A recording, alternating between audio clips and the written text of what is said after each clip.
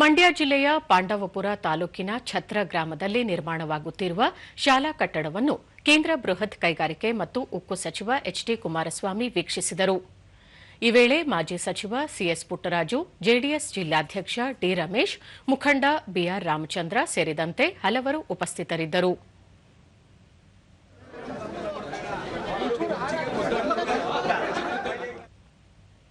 ಬಳಿಕ ಎಚ್ಡಿ ಕುಮಾರಸ್ವಾಮಿ, ಛತ್ರ ಗ್ರಾಮ ದೇಶದ ನ್ಯಾಯಾಂಗ ವ್ಯವಸ್ಥೆಗೆ ಉತ್ತಮ ನ್ಯಾಯಾಧೀಶರನ್ನು ನೀಡಿದ ಹೆಗ್ಗಳಿಕೆ ಹೊಂದಿದೆ.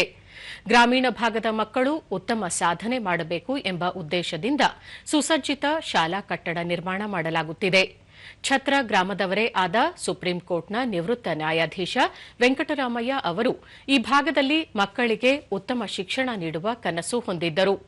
ಶಾಲಾ ಕಟ್ಟಡ ಪೂರ್ಣಗೊಳ್ಳಲು ಇನ್ನೂ 2 ಕೋಟಿ ರೂಪಾಯಿ ಅಗತ್ಯವಿದೆ ಎಂದರು.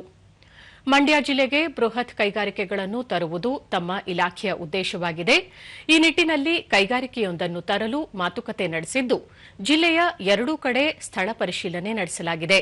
ಈ ನಿಟ್ಟಿನಲ್ಲಿ ರಾಜ್ಯ ಸರ್ಕಾರ ಹಾಗೂ ಇಲ್ಲಿಯ ಜನಪ್ರತಿನಿಧಿಗಳು ಸೂಕ್ತ ಜಾಗವನ್ನು ಸೂಚಿಸಬೇಕು. ಇದರಿಂದಾಗಿ ಸ್ಥಳೀಯ ಯುವಜನರಿಗೆ ಉದ್ಯೋಗಾವಕಾಶಗಳು ಹೆಚ್ಚಲಿವೆ ಎಂದು ಹೇಳಿದರು. ಉತ್ತಮವಾದಂಥ ಮಾದರಿ ಶಾಲೆಯಾಗಿ ಮಾಡತಕ್ಕಂಥದ್ದಕ್ಕೆ ತೀರ್ಮಾನ ಮಾಡಿದ್ದಾರೆ. ಇನ್ನೂ 2 ಕೋಟಿ ಹಣದ ಅವಶ್ಯಕತೆ ಇದೆ ಅಂತಕ್ಕಂಥದ್ದಿದೆ.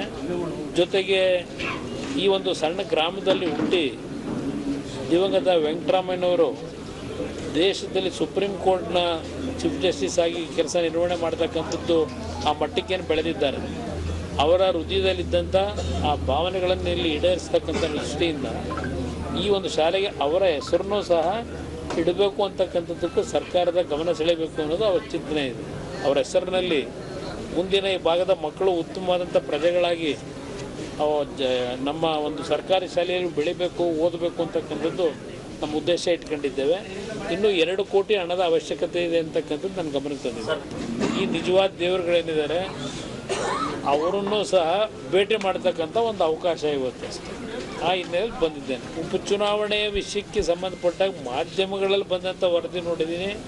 ಕೆಲವು ಸ್ನೇಹಿತರುಗಳ ಹತ್ರ ಚರ್ಚೆ ಮಾಡಿದ್ದೇನೆ. ಪ್ರತಿದಿನ ದಾವಣಗೆರೆ ಮತ್ತು ಬಾಗಲಕೋಟೆಯ ಚುನಾವಣೆ ವಿಷಯದಲ್ಲಿ ಸ್ನೇಹಿತರುಗಳ ಜೊತೆ ಚರ್ಚೆ ಮಾಡಿದ್ದೇನೆ. ನಾಳೆ ದಿನ ಸಾಯಂಕಾಲ ದಾವಣಗೆರೆಗೆ ಹೋಗ್ತಾ ಇದ್ದೇನೆ. ದಾವಣಗೆರೆಯಲ್ಲಿ 2 ಬಹಿರಂಗ ಸಭೆಗಳನ್ನು ಇಟ್ಕೊಂಡಿದ್ದಾರೆ.